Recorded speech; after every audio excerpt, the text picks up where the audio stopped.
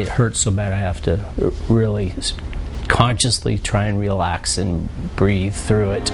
Patients in pain often turn to pills, and sometimes they get addicted. But there are alternatives. It is something that I'm sure will raise a lot of eyebrows for a lot of fellow physicians. Tonight, the new ways to overcome pain without pills. And we are talking about pain pills tonight, the very medicine that's supposed to relieve pain, often causing both dangerous addictions and even deaths. Fox 13 investigative reporter Doug Smith showed you the pain clinic bus just a few months ago.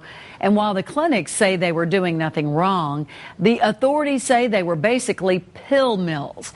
The cases are active, and police say more arrests and charges could follow. And it's not just happening here. The feds say prescription drug abuse in teenagers is second to the use of pot. They also say between 1998 to 2008, there was a 400% increase in patients entering treatment for prescription pain pill addictions. And those are just the people that are getting help. Joining me now to talk more about this is Steve Hayes. He is the director of the Novus Medical Detox Center. It's in Newport Richey. First of all, thank you very much, Mr. Hayes, for being here. From your perspective, it's a pretty bad problem, isn't this, these addictions? It's actually becoming a plague on our society. These addictions are becoming so widespread, it's very difficult to find a family that hasn't been touched, either directly or through one of their relations, with this problem. Pain pill addictions are different from other addictions, aren't they? Well, they're very much so. The most common one, OxyContin, is really pharmaceutical-grade heroin. If people look at it and they say, well, it's from a drugstore, yes, it is, but it's pharmaceutical-grade heroin. And so picture a person who was taking heroin, as an example. They're going to get addicted. We all are familiar with the pain and the problems they go through. We're also familiar with what they'll go to what extent to try to get a hold of the heroin. In this particular case, the same thing applies to the narcotics, these so-called painkillers, because they really don't treat an injury. They simply mask it, but they give someone an addiction that absolutely controls their lives. You've probably seen countless people come into your facility, their lives in shambles from this. Almost all of the people that come in have come many times after totally devastating their lives by creating a problem for their family, maybe getting a divorce.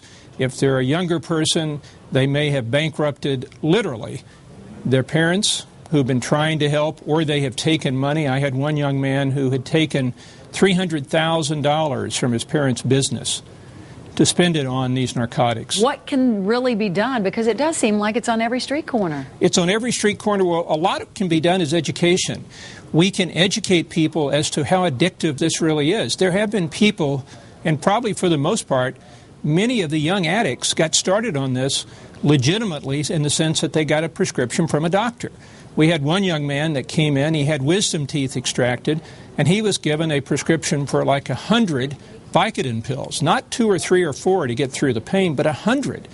And he liked it, he kept taking it, he got another script filled, and soon he was out there dealing. I've talked to some parents who said they basically had no other choice but to force their loved one into treatment. Is that what you recommend? Yes, ma'am. If that's what it takes, that's what I recommend, because otherwise there's only 2 other choices that are going to happen. One is they're going to end up in jail, or number 2, they're going to end up like the friends of many of the patients that come to our facility, and that's in a graveyard. Thank you so much. Steve Hayes from the Novus Medical Detox Center for joining us tonight. Thanks, Steve. Thank you, Kelly.